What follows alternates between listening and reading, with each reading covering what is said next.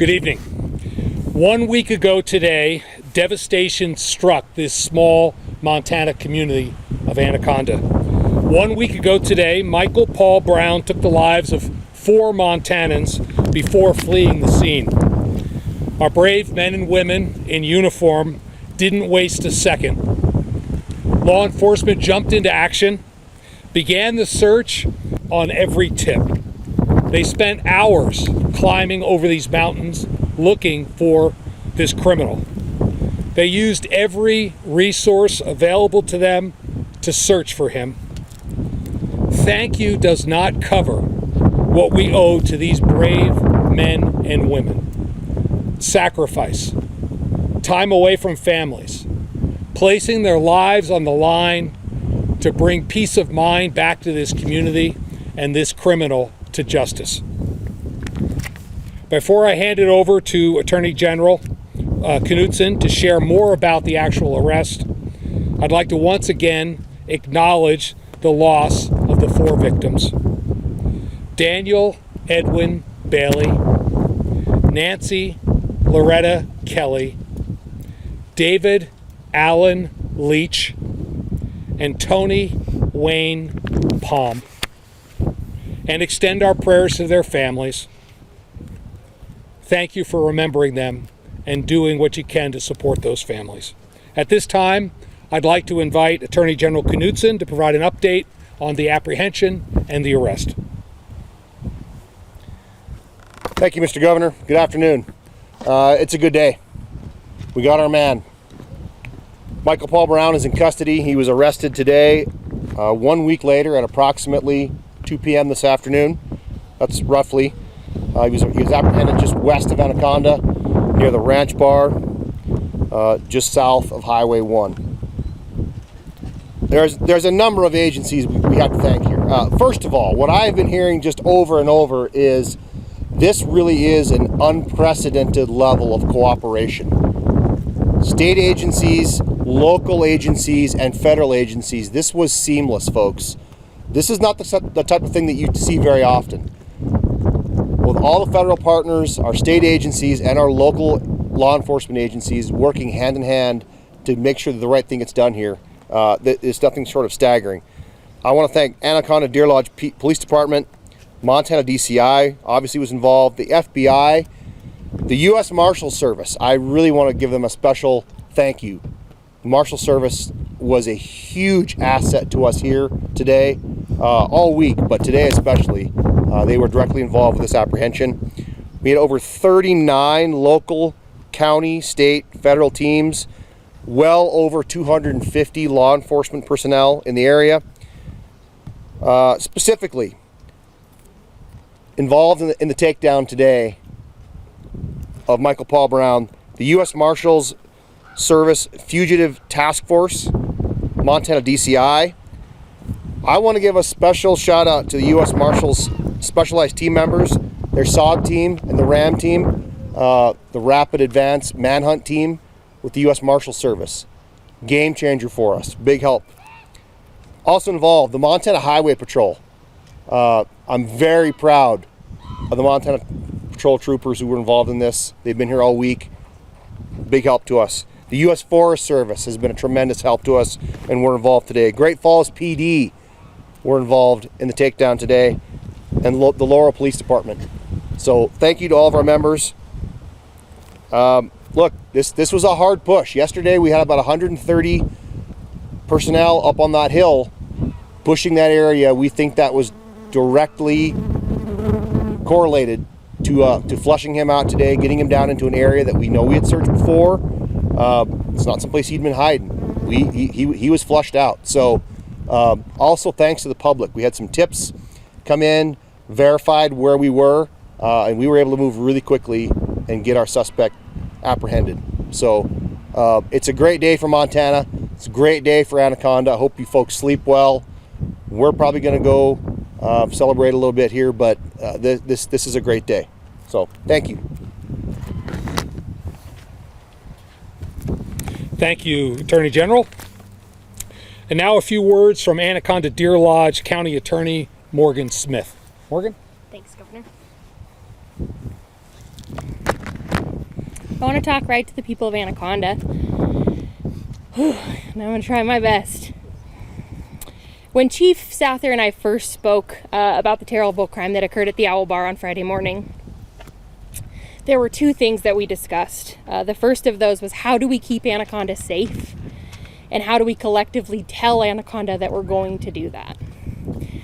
Chief told me that the only press conference he wanted to be part of was the one where we got to come here and say, we got him.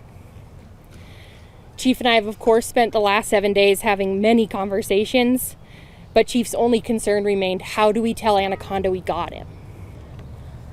Chief, I don't know where you ended up, but today's that day. The work that our local officers, standing arm in arm with U.S. Marshals, federal agents, and members from law enforcement communities all across Montana, the work that you all did was incredible. It's often tireless and thankless work, but I hope that you find that the work that you did, those of you that participated in any portion of what happened this week, that the entire community of Anaconda is going to sleep tonight and truly rest. In full transparency, for myself and many of us involved in this isn't the end. This is the beginning. I'm confident in the investigative work that has been done to this point, and I'm also incredibly confident in the folks that are going to continue to do investigative work to make sure we can prosecute this case to the fullest extent of the law. With the relief that comes today, I know that tomorrow will bring many questions. The manhunt has come to an end, but the homicide investigation remains ongoing. Details related to that investigation will be withheld, and that's to ensure the fairness and the integrity of the case as it moves forward. I cannot possibly find the words that are appropriate to thank everybody who has worked so hard this week. It's going to take us weeks to just write down the folks, the businesses, the individuals, the organizations, all of these people behind me that contributed in some way to this. Meals, snacks, beverages, lodging, a physical space for a command center, supplies. The way the Anaconda community showed up to assist these folks doing the work that they did is going to take us a really long time to be able to appropriately thank. And I'd be remiss to stand up here and say that we are so sorry to the families of Daniel, David, Nancy, and Tony for all that you have had to endure, and know that we are going to do everything that we can to bring you the justice that your families deserve. Thanks. Thanks. So once again, on behalf of all the people of Montana, thank you to our law enforcement officers from all 38 or 39 different jurisdictions that came together and really collaborated to bring a decisive conclusion to this search. And to the families of those that lost lives, may God bless you and keep you. At this time, we'll open up for questions. I would ask that you please raise your hand, state your name and outlet, and we'll do our best to answer. Over here. I'm Duncan Adams, Montana Standard. Was the suspect armed when he was apprehended, and did he resist? I'm going to defer details about the arrest to law enforcement, or Austin, do you want to take it? Yeah. We're going to be real careful about this, Duncan. I mean, was he technically armed? Yes, he was technically armed. I don't know how much further I want to go with that. I think that's as far as I'm going to go. Yeah, he had, there was a weapon on him. Yes. John Riley, Montana Intelligence Network. My question is actually for the county attorney. When can we expect charges to potentially be filed, and is it first appearance? Sure. So in terms of what that is going to look like and how publicly available that's going to be is developing, to be totally honest with you.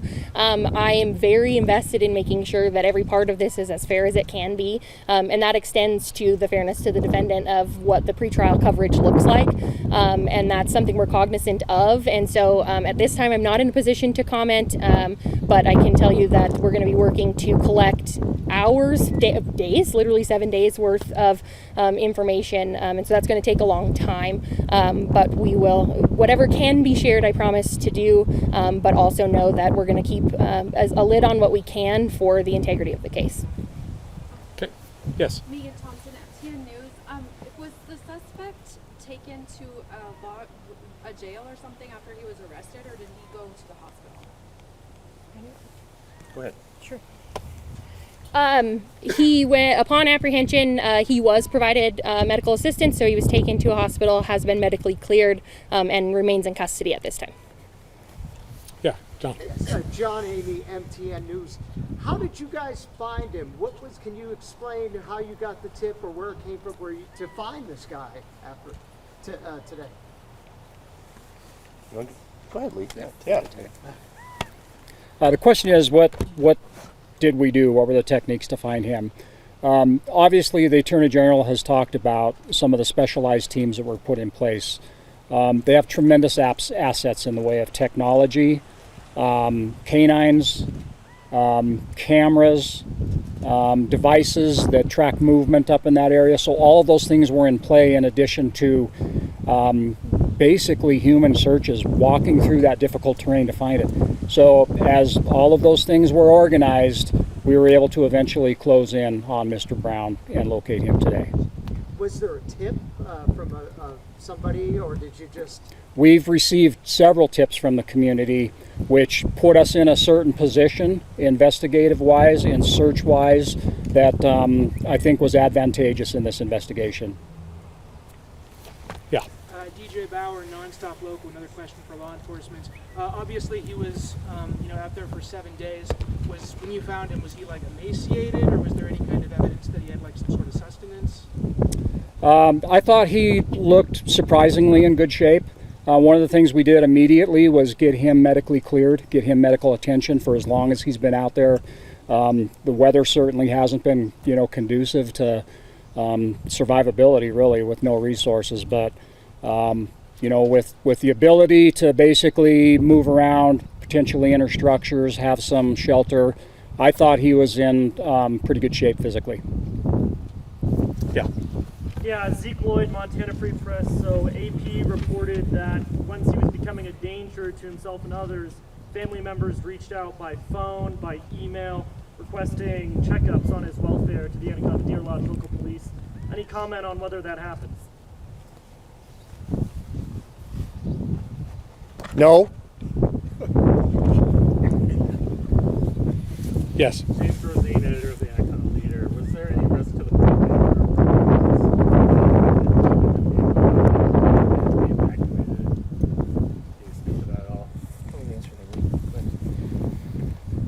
Well, that's a relative situation, right? So we had an armed individual who committed 4 homicides. As we said from the beginning, there's always been tremendous risk because of that, not knowing how he was armed, if he was armed, but presuming that he was. So, with that just being in place, I think there's a perception that that's exactly what it was, that it could be very much a risk for anybody. Yeah, Jake Ellison for New York Times. Was he captured out in the open or in a structure? He was captured right at a structure. Any resistance? Adams from Montana Standard. Yeah. So we mentioned the physical condition. What was his mental health? Was he paranoid? Was he hallucinating? Did you get a sense of that? I think at this time, just for the status of the investigation and the prosecution, we're not going to go there. Okay. He's upright. He was communicative. He did identify himself. That's probably as far as we're going to go. Yeah. John Riley, MTN News again. This is a question for law enforcement. Moving forward in the investigation, transition, will we still be seeing the massive multi-agency coordination, or is that going to be scaled down to more local and marshal services? Yeah. That will be a scaled down effort. This is a request from Anaconda-Deer Lodge Police Department for the Division of Criminal Investigation. We will continue to rely on our partners for their role in this investigation, but a large part of that focus now will be the Division of Criminal Investigation and Anaconda-Deer Lodge Police working on it. Yeah. Hi, Victoria Traxler with Montana Public Radio. Just got here from Missoula, so I apologize if I missed this already. Has he received medical treatment or any sort of assessment? Yes, he has. We just addressed that. He's been medically cleared and is in custody now. Yes. Megan Thompson, MTN News. Can you clear up for us a little bit about the day of the shooting? There was reports that there were two cars or trucks that you were going after. There was a time it was reported that he shot the people at 10:30 in the morning, and then the chase started at 12. So what happened between the hour and a half that he was missing? Can somebody clear up that timeline for me?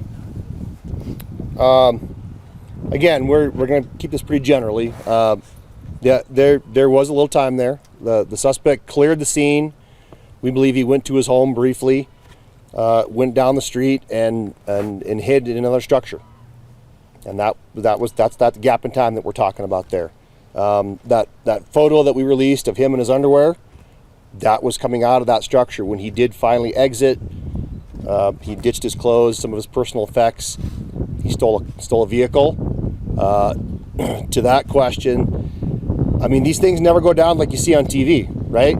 He was identified almost immediately when he got in that vehicle and took off. It was a stolen vehicle. He was identified almost immediately.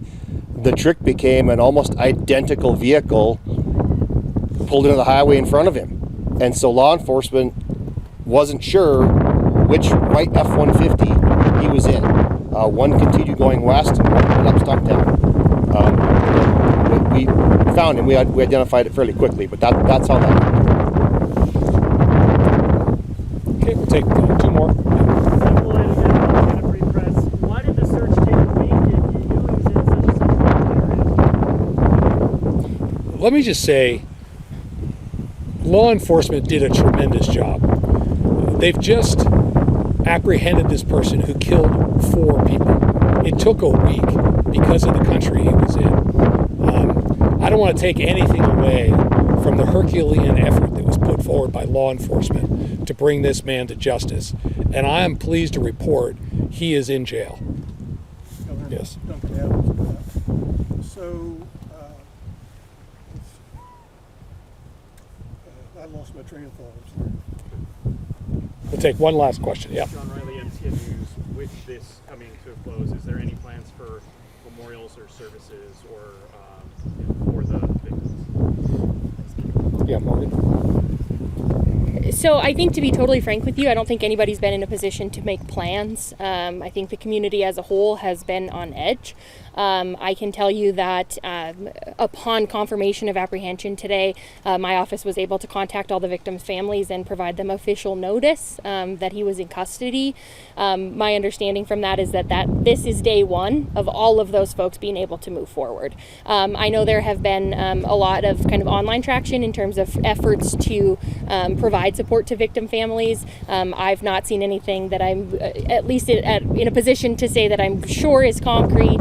But I am confident that the community of Anaconda is going to do everything they can to rally around those folks. And I think today's day one of being able to do that. And that's just a quick follow-up. If people want to help support either the coverage of funeral costs Sure. or families impacted. I've not seen anything official. I have seen some shared. I know that there are some bars across the state of Montana that are planning to do some crowdfunding of sorts. You'd have thought I learned with this wind on Tuesday. Apologies. And that I know locally, the family of the Owl Bar has set up some fundraising. I've not heard of anything other than that at this point, but certainly if we get word of it and there's a way that we can push that out to you guys, I'd be happy to do that. Governor, I got my question back. Okay, this will be the last I one. think it was mentioned that there was this big flush yesterday. I know there was a lot of police out there, law enforcement, and a terrible storm came up kind of around 1 o'clock. Is it believed that big effort is what pushed him out of there and led him to this trailer? I believe it certainly contributed to it. So the challenge is you don't know exactly where he's at, but we knew exactly where we needed to search. And I think it contributed to our success today. Well, we have a lot to celebrate, and just particularly with the Herculean effort that law enforcement put forward. This man has been apprehended. He's in custody. He'll be brought to justice, and Anaconda can sleep better tonight. Thank you for being out here today.